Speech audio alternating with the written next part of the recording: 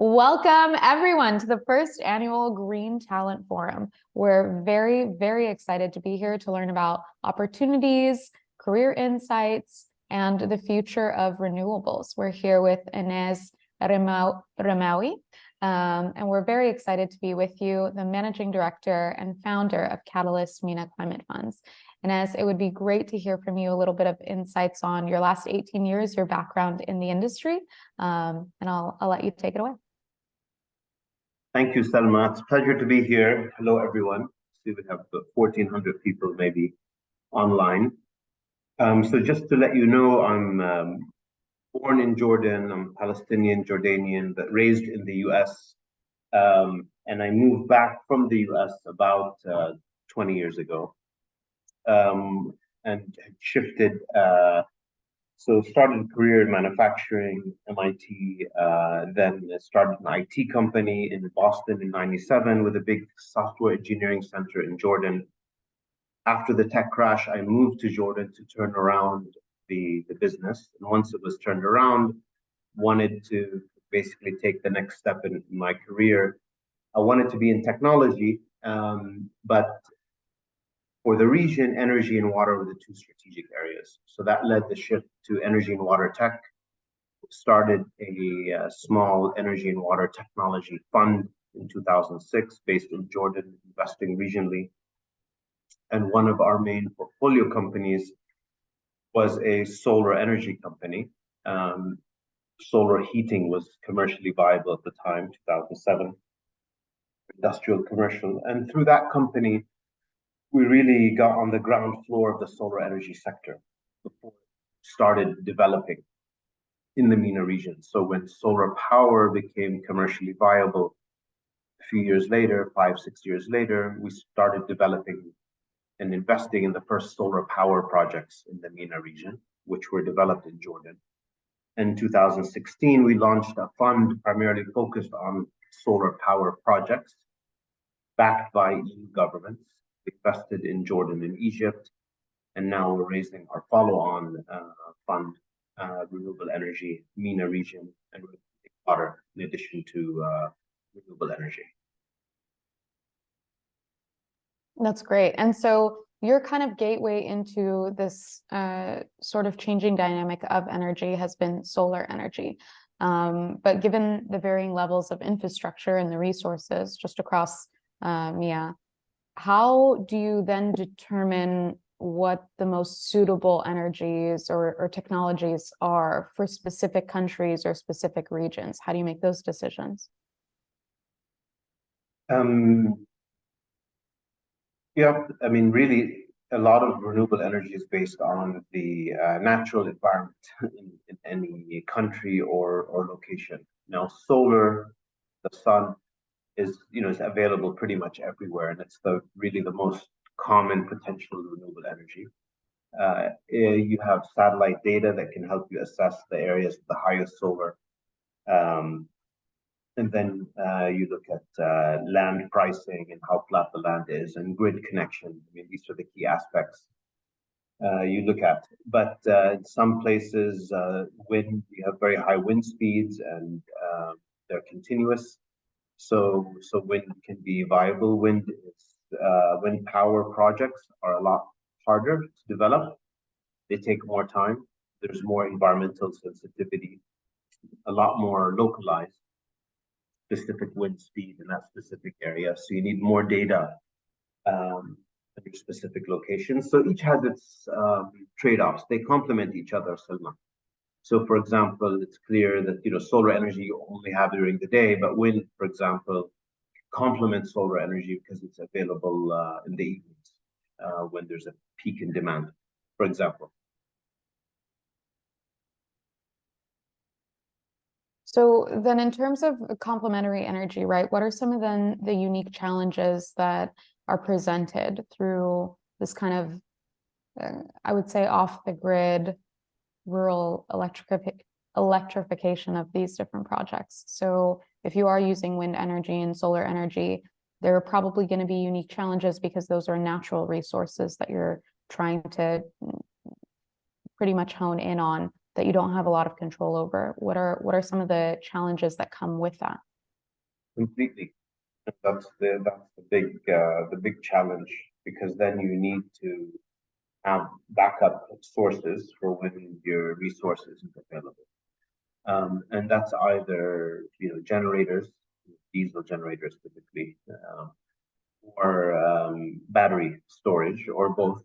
And battery storage is a bit expensive, lower cost than it used to be, and the cost will continue to decline as electric vehicle volumes go up, and there's more volume, same type of technology to use electric vehicles. So yes, you need backup off grid for sure, and there's added complexity, but it's completely feasible. And what you're doing now when you're off grid is you're 100% maybe on diesel generators, or you don't have any power. And solar allows you to save money compared to diesel generators. And a certain amount of storage also allows you to over time, storage will be storage costs continue to go down. I think economies of scale will become important. So where you can kind of cooperate on procurement or buying more volumes by cooperating with other parties also interested, that can be helpful. And bringing in potentially loans or other low-cost funding can also help you reduce the cost and make it more practical. So I want to talk about some real world also challenges that a lot of people in the different countries that we're actually seeing many of our attendees from are facing. This year, we've had natural disasters in Turkey, in Morocco, in Libya. And these cause a lot of economic challenges outside of all of the devastation that they caused within the specific cities that are hit. Outside those cities, how do these kind of natural disasters, climate change, in general, how does that affect the increased interest in renewables, or in the ways in which companies are operating with renewable energy? Does it have any effect? Are there impacts in a positive or negative direction? What are the sort of challenges that companies are facing when devastation like this hits? And what are companies doing to support the economies of these local regions? Yeah, I mean, one of the secondary benefits of renewable energy, well, the primary one is you have power, but the secondary one is that it's better for the climate. But hopefully in the future, there are less climate disasters like the ones we've seen. But at the practical level, the more you are diversified in your power sources, the more resilient you are. So if you just have one large power plant and that for some reason gets hit or damaged, then everyone's out. But if you have multiple sources, and usually with solar and wind, especially solar, you can have much smaller sizes in different places. You have more diversity. And so there could be some damage, but the ones that aren't damaged be the ones you benefit from. Now, having renewable energy in kind of response, the thing about renewable energy, for it to make sense economically, it has to be a long-term investment. The life is 25 years, the lifetime. So it could be used in quick response emergency situations, but then would have to be moved if there's no longer needs there, or connected to a grid and support the grid demand in other areas. But usually solar power is pretty quick to set up. Solar power plants are relatively quick to set up. And I would imagine if the equipment's available, then within 3 months, 2 months, one can have a good size solar power plant set up. But then you still need, power for kind of the non-daylight hours. But at least you can run, refrigerators, essential equipment during the daylight, and then either store in batteries or have generators in the evening. That's really interesting because when you think about this kind of energy usage, when you think about natural resource usage, it really is about understanding the risks, understanding the capacity, understanding how to hone in on it, and then using it for different projects, different resources, et cetera. But what about when it comes to the Middle East specifically? So you and I had talked before about just the fact that the Middle East is kind of situated in this space where it could potentially become a great global leader. But are there specific countries or even like regions within the Middle East, Africa, that you believe hold a particularly promising opportunity for renewable energy or even investments in the next coming years? The availability of sunlight in the region is high all over. At the end of the day, the cooler it is, the more efficient the solar panels will be. So the ideal locations are ones where you have a lot of sunlight but are relatively cool. And usually that's not near the sea. Usually it's, in hillier areas. For example, a lot of in Ma'an, where we have one of the best places worldwide, is southern Jordan, about 1,000 meters above sea level. It's desert pretty much, but it gets relatively cool. Therefore, the efficiency stays higher. You have similar locations in the countries, really. And you need to combine that then with the flat land, so you're not spending a lot of money in the land as well. So I would say solar is largely efficient in the MENA region. It's one of the most efficient places in the world for solar.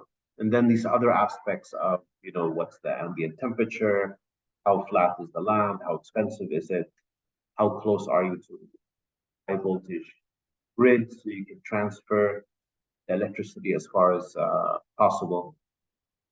All these become aspects. How safe is the area, the financing cost, cost to clean, all these are factored in. But generally, it's economic anywhere. The further you are from the demand, you also have losses in power, few percent. So closer to the demand is better.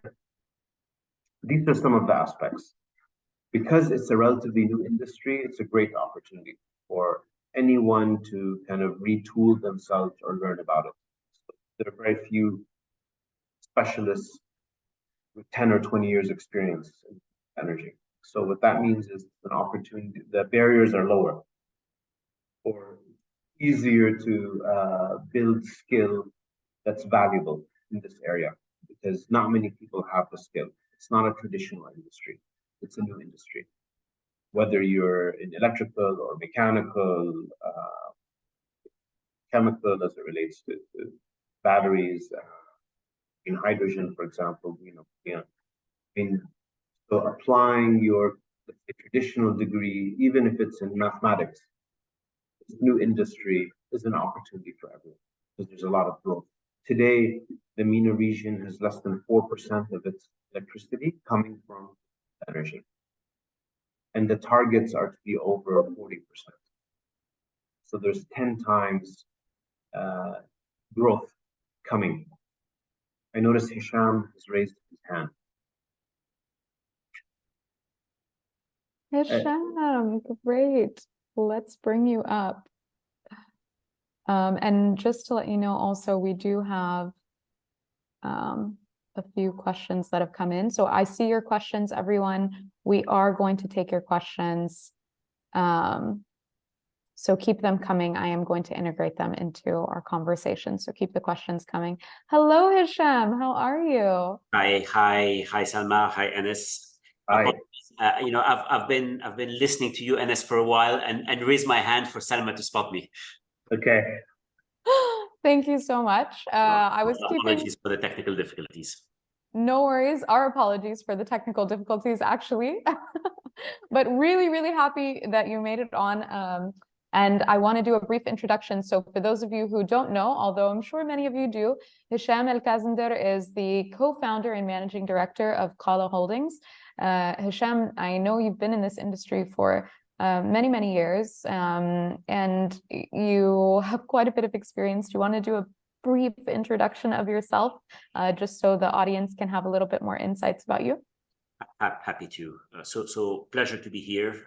Thank you for everybody who's joined, and again, apologies for the technical issues on my side. So I'm joining you from Cairo, Egypt. Just two cents about me. So I did my undergrad in Egypt at the American University in Cairo. And I do believe that we have some AUCNs, current or former, on this call. I then started my career in finance, in investment banking, at EFG Hermes, working in the region, then at Goldman Sachs. Then went and did my master's in the US, my MBA at HBS. And almost 20 years ago, came back to Egypt to co-found what started as a private equity firm, at the time called Citadel Capital, which evolved into an investment holding company, Qalaa Holdings. And our focus from the outset was around large infrastructure and industrial projects, energy, and in particular. And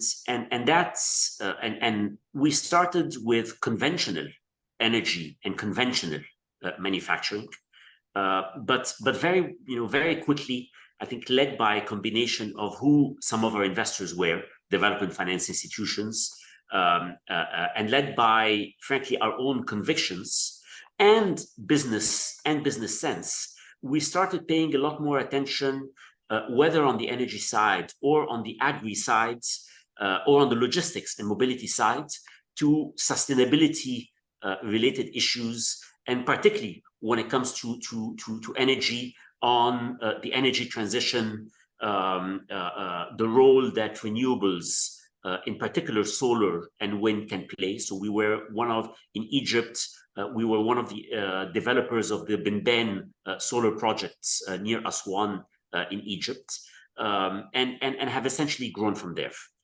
So that's a little bit about myself.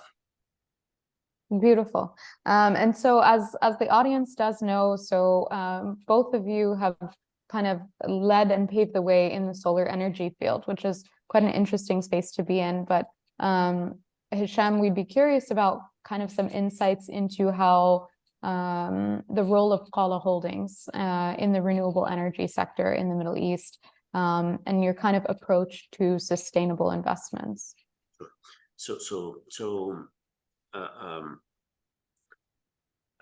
In solar in particular, we've approached that sector through one of our subsidiaries, a company called Qalaa Arabia.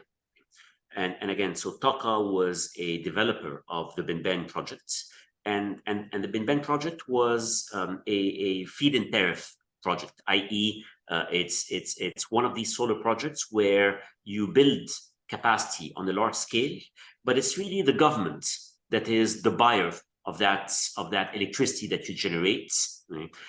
So you sell to the grids, and it's the state-owned electricity distribution companies that go on to distribute it from there.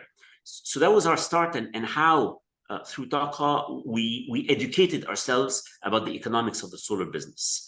But we moved on very quickly from that to focus on private-to-private projects, i.e., where rather than generating solar energy that is sold to the grids, sold to the states, the project would be specific projects for a specific industrial area, for an industrial buyer, for a new residential area, where Qalaa is generating solar power and selling it directly to the end consumers, and at the same time taking the market risk associated with that, rather than developing in the States, rather than selling it to the state. And I think, for the people in the audience, when you look at opportunities in the sector, I think understanding these different dynamics and understanding the different risk profiles of players that focus in more, in some case, safer, but also mega projects, lower return type projects where you're generating solar power, but the buyer is the government. This is one, I think there is some players in the region that have been very focused on that first kind of projects. But then there is others who, there is higher risk, a more entrepreneurial, I would say, approach of doing this merchant renewable power generation, which entails a collection of smaller projects rather than one mega projects, and where you're dealing with end customers, whether they're industrial or residential. So that's one consideration I would keep in mind when looking at the sector and the different players, and what does it mean to seek opportunities to build a career with one set of players versus the others. That's really interesting. And actually, touching on the kind of transitions and transformations that you're talking about, we're getting a lot of different questions around renewable energy, around individual contribution, around transformation. And so I want to touch on some of those, but I want to step back a little bit just because Ennis had brought up a really interesting point, which is around the reduced barriers to entry, but really an individual contribution, right? And we are getting some questions around that. So you talked about, Ennis, like retooling and upskilling yourself, and this becoming this being a space where not many people have the skills. Whether you're an electrical engineer, a mechanical engineer, you can kind of get into this space. So I'm curious from both of your perspectives, when it comes to people wanting to enter into this market, and I'll use a specific example. Omar is asking, he's a mechanical engineer living in Egypt, and he wants to know, what can I do to be a part of the change as an engineer and as a person who lives in Egypt? What are the things that he as an individual contributor can do, whether that's in a work environment or otherwise? Ennis, I'll let you start off. Sure. So, if you're an electrical engineer, you're really well positioned because that's the kind of the primary background. Again, anything can be learned by anyone. In the tech sector in the US, a lot of the only maybe a third of the software engineers have a software engineering background. First tech boom in the US. And I would say in the renewable energy sector, maybe 30% don't have a relevant degree in the renewable energy field, but nonetheless learned it because there's very little people that have that experience, the expertise. So I think one can start taking, online classes, seminars. They can also start maybe registering for courses with local companies that represent equipment providers, inverters, for example. So, you can definitely train yourself, especially online these days, and there are probably local institutions that offer training. And where possible, try to actually do real projects, work with a company, help a company, volunteer with a company that's implementing such projects. Look at doing something small for your own home or friends. So, the opportunity to enter the field is very high. The growth in this sector is very high, and it's not a traditional industry. There isn't anyone in the region that's been doing this for 20 years in the region. Jordan just started with construction of projects in 2015,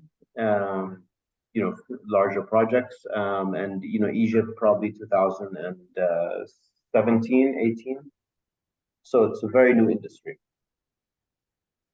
I'd agree with Ennis, and the one thing I would add is the following: is that when you look at renewables, solar companies, wind companies, etc., it's like any business, right? You have different functions. So the core might be the technical engineering side, but like any business, there's a sales aspect, there's a business development aspect, there is accounting, there is HR, there is so I don't think that, irrespective of your background, if this is an industry that you're interested in, that, because of its growth potential and because of your conviction, you feel you want to be part of it, irrespective of what your specialization is, of what it is that you've studied,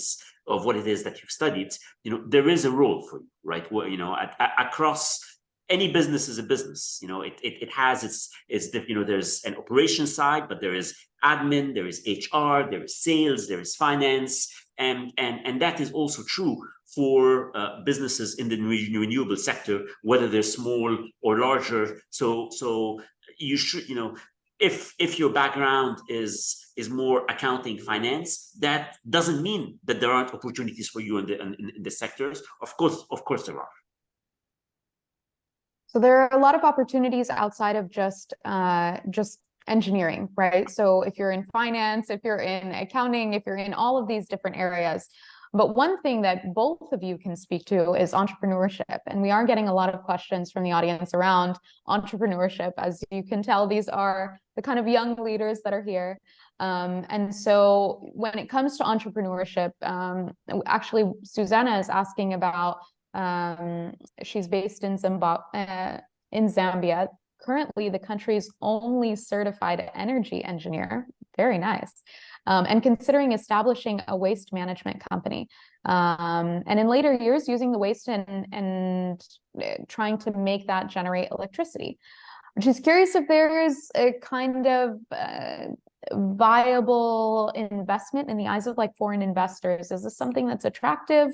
Are there specific steps or parameters that she should consider when taking on this initiative? I think this comes to a couple of different questions around entrepreneurship. Maybe both of you can speak to number one, what it takes on the investment, either local or foreign, and number two, what it takes on the skill set. Adam is asking about jumping into the field of entrepreneurship also as a chemical engineer student, and whether or not he should go into maybe a master's in chemical engineering or focus more on an MBA. So two parts of the entrepreneurship side. Should I upskill? And secondly, how can I make myself attractive to foreign investors? If either of you want to start, go ahead. You will start and I'll follow. Okay. Thanks, Hisham. So I guess every local market may have a different maturity in the ecosystem for investment. Whether, so if you're an entrepreneur and you want to start a business, is there an angel network? Is Endeavor active, for example? That's an active global institution of local kind of initiatives. So you have to kind of explore what are the networks, associations, accelerators, seed funding, opportunities, and ultimately, as an entrepreneur, if none of those exist, it's usually friends and family that usually support you initially. And where you're providing a service, it may not need investment. You just may need an initial client that's willing to make a initial payment. And there are also micro funds that can loans. So I think those become the funding options. If you want to position yourself, and I'm not sure if I'm hitting these in the right order, but position yourself for international employment with international players, then I think English becomes critical, or speaking the language of the potential employer. And usually, English is the kind of global business language. In renewables, the French are very active, the Germans are very active. Italian, Spanish also. So having your language be the same as the potential employer in terms of professional kind of communication, that becomes a much more important factor than you would think.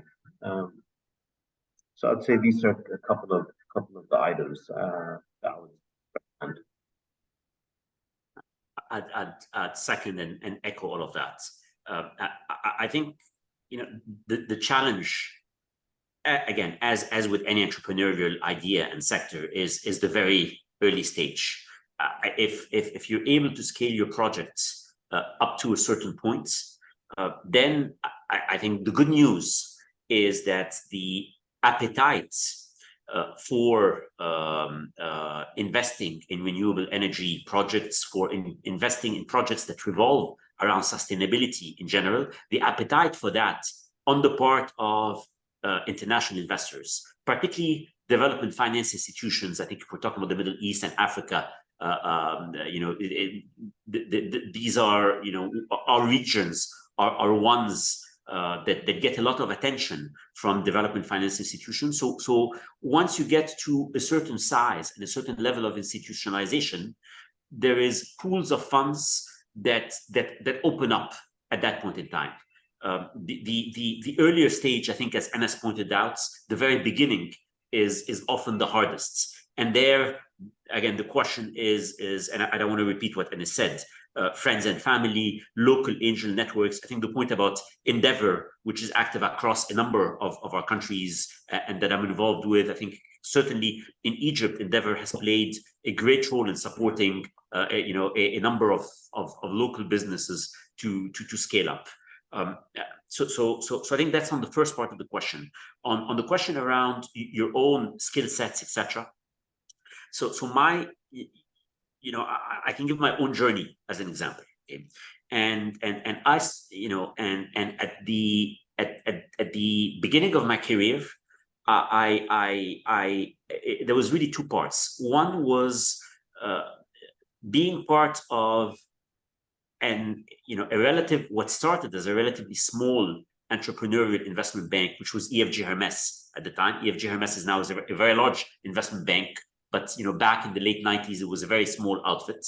So I think there's a lot of benefit from being part of a small team that you're comfortable with mentors that you're learning a lot from, but an organization that is nimble and that can grow, and where you're growing with it. That was, for me, a key benefit. I followed that with some time at Goldman Sachs, which was a very different kind of beast, very large, very structured.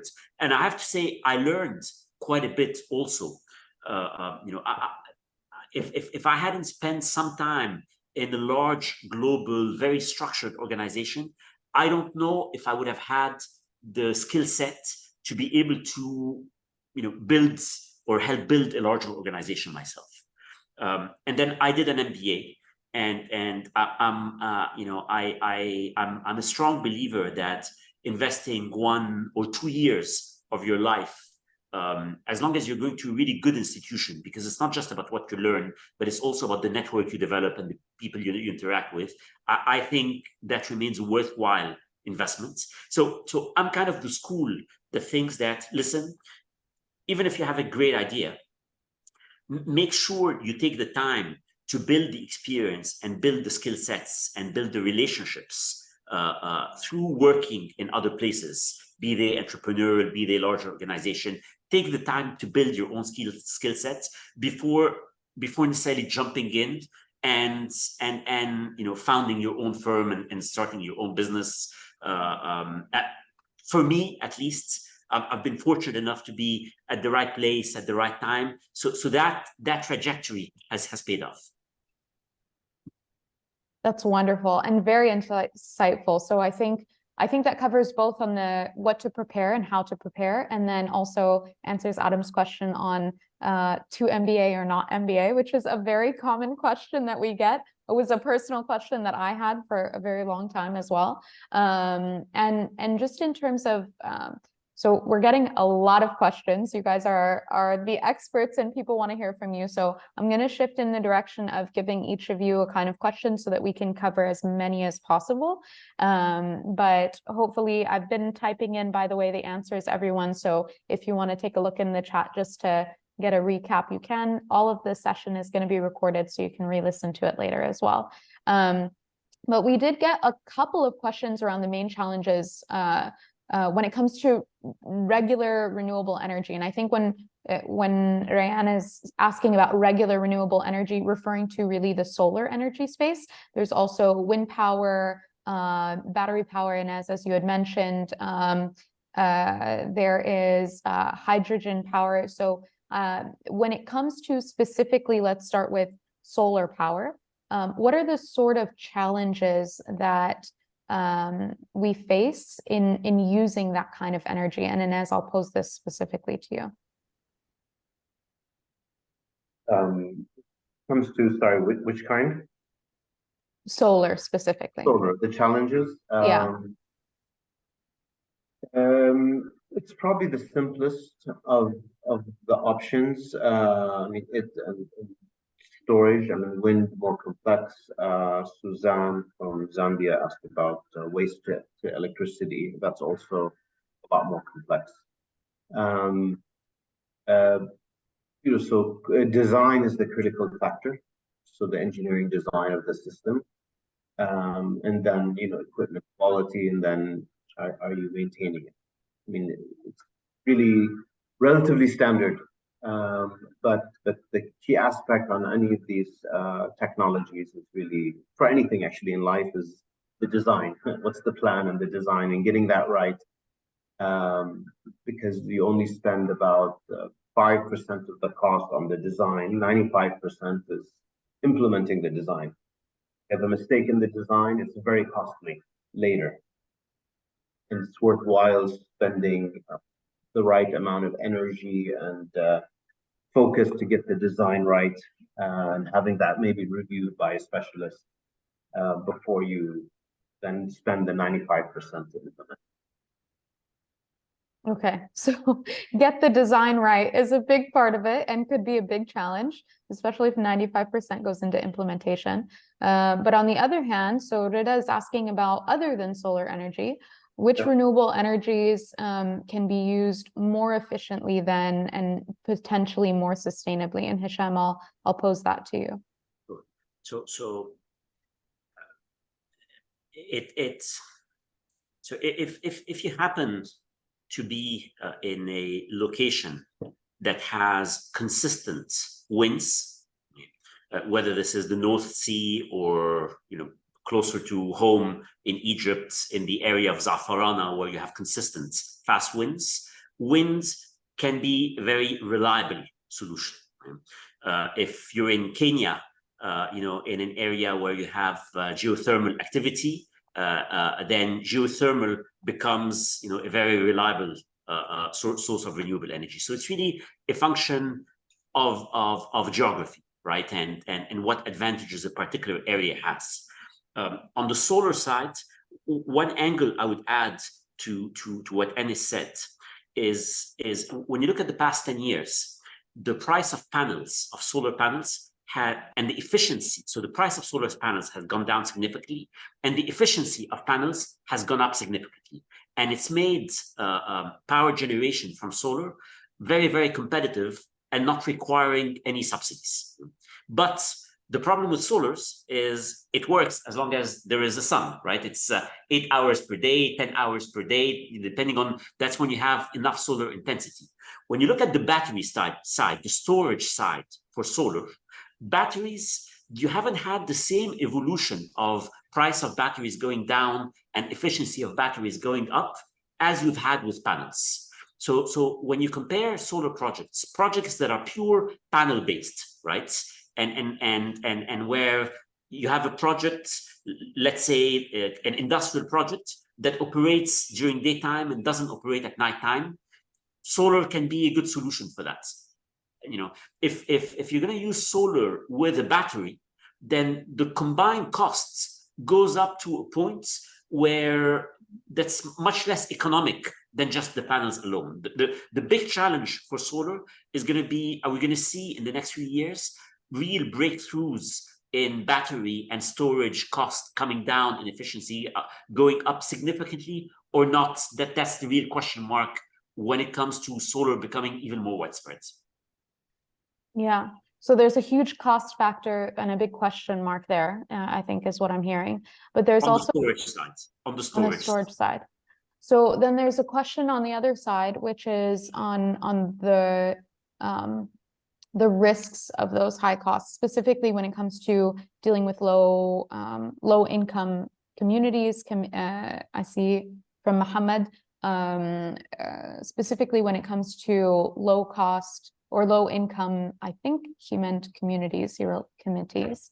But can you give us an idea when it comes to the risk factors? Are there potential risk factors with those costs being so high, specifically when it comes to regions like the Middle East? Or is this something where foreign investment can take the kind of brunt force of it?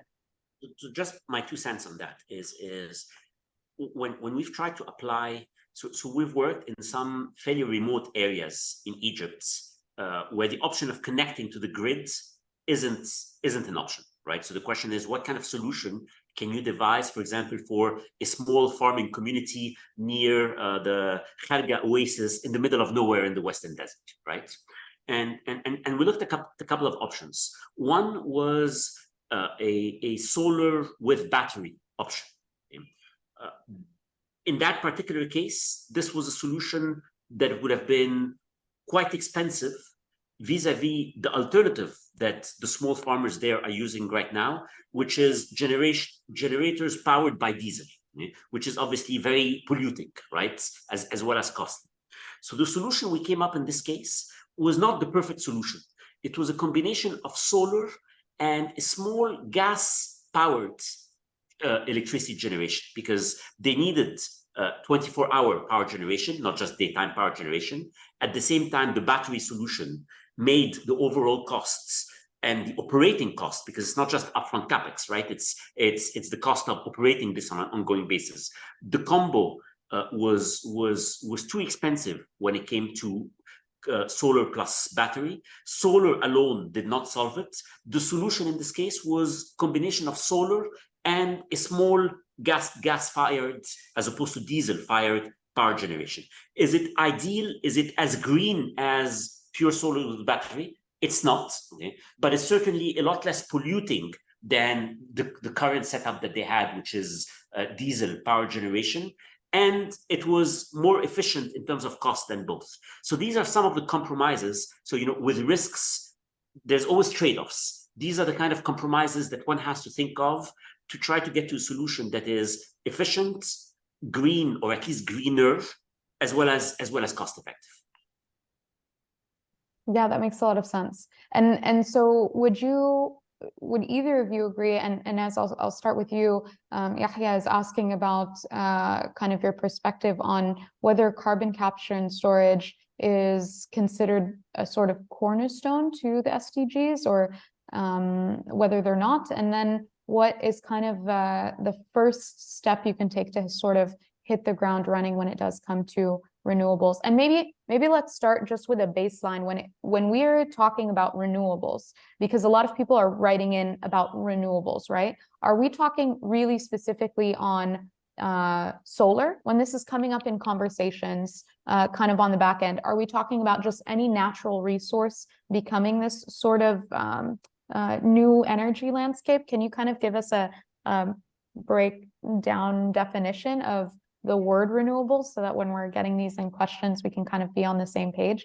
And as I'll start with you. Okay, so renewable energy applies to much more than solar, and it's being able to generate usually electricity, but energy, so it could be heat as well. It could be mechanical energy from a renewable source, so not from fossil fuels. Not from fossil fuels. So it could be wind, solar, it could be geothermal, as Hisham mentioned.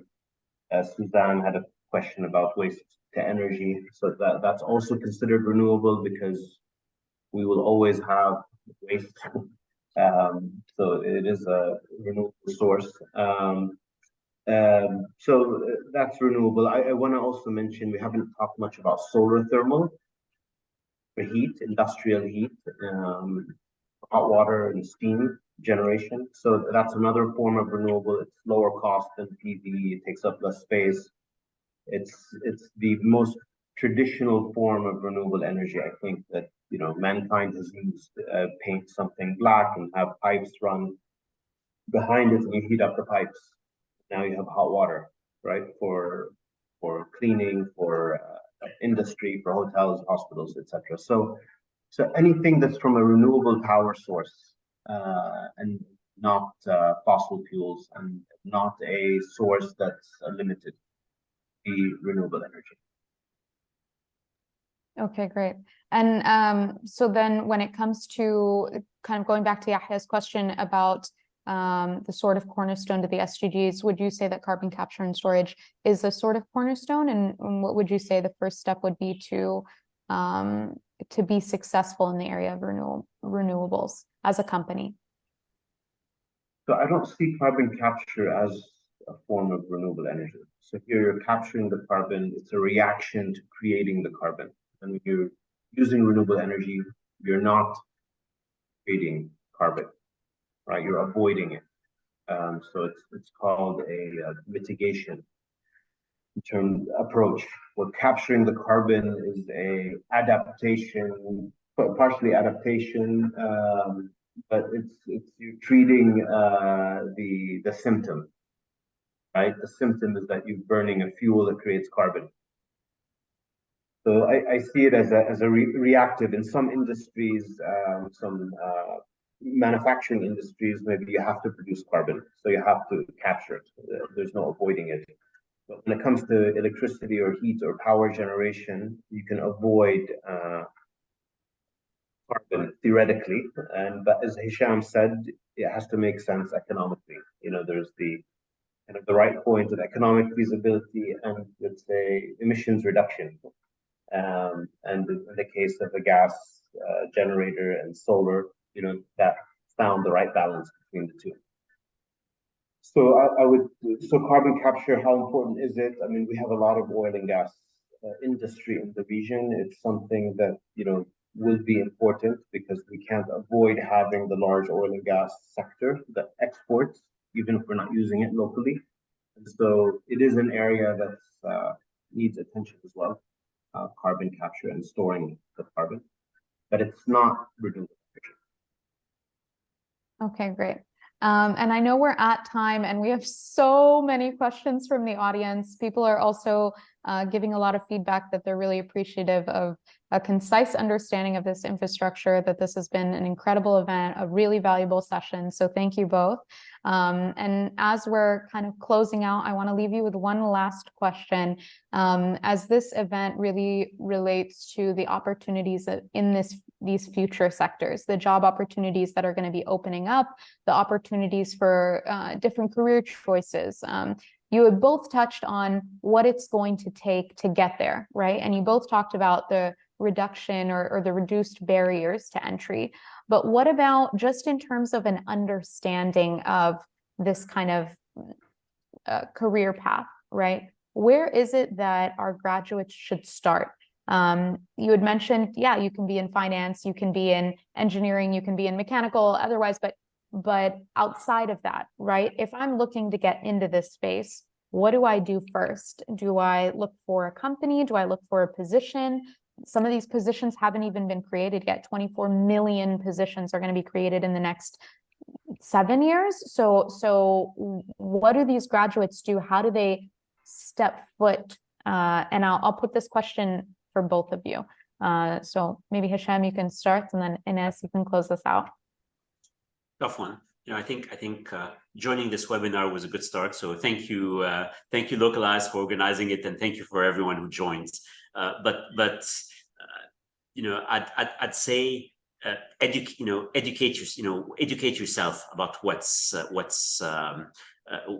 happening. You know, in sustainability, broadly speaking, particularly when it comes to energy, the energy transition in particular, when we look at our regions in the broader sense, and I'm thinking Middle East, but also the African, the Africa, whether it's North Africa or Sub-Saharan Africa, there's a lot going on, and I think taking the time to understand the landscape a little bit, read about the technologies. I love the fact that there were questions about carbon capture, some questions around green energy, green hydrogen that we didn't get to, unfortunately. But there's a lot going on. There's a lot going out there, and I think investing the time to understand, which is pies in the sky highly experimental, what is much more proven and becoming mainstream right now, like solar. So understanding these distinctions, and then figuring out where do you want to be on the spectrum of something that is very, very entrepreneurial, potentially huge potential, but very, very risky, versus something that is more mature, that is more established, and where, as a young man or a young woman, who cares about the sector, where do you want to be within that spectrum? Spending the time to read, watch, educate yourself, take part in discussions such as these, I think that's the best investment. And Inez, what about you? I fully agree with Hisham. I mean, so first of all, you can do anything. There's no limitation on what you can do. Second of all, you can change at any time. And you probably will have to change in the future because of the pace of change in the future. And just engage in all fronts that you can engage on. So is it clubs and associations related to renewable or related to energy efficiency or related to climate, or even in your field, but finding people in those clubs that are interested in renewables. Then companies that come and visit, companies that aren't visiting, but that are in your location. Can you volunteer? Can you offer to help? Can you ask for internships? Alumni and other students that you may know, family members that are working in the industry. So I would say just try to engage in any way you can, and that will lead to other further engagement, right? And so the bottom line is, Hisham said, if you focus on it, it'll happen. But you have to focus on engaging in it, educating and engaging in the different areas that you can. That's great.